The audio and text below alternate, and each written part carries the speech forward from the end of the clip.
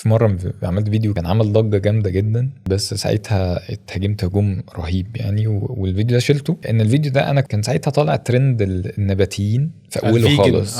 ما عملت تجربه؟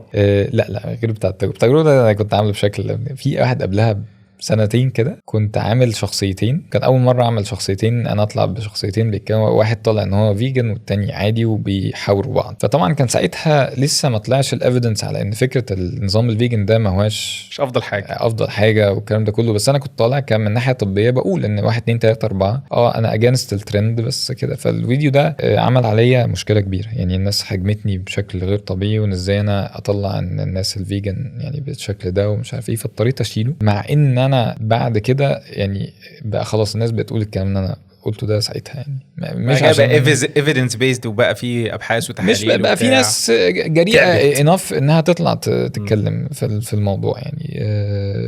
بعدها انا كنت عملت فيديو اتكلمت عن تجربتي انا لما كنت جربت قبل كده القصه دي، وطبعا برضه ده كان في ناس كتير هاجمتني، وده لما كان برضو طلعت هوجة جديدة كده برضو عن النظام النباتي بعدها بفترة، فكلمت. بس دي كانت عدت بسلام يعني، ما كانش فيها مشكلة يعني.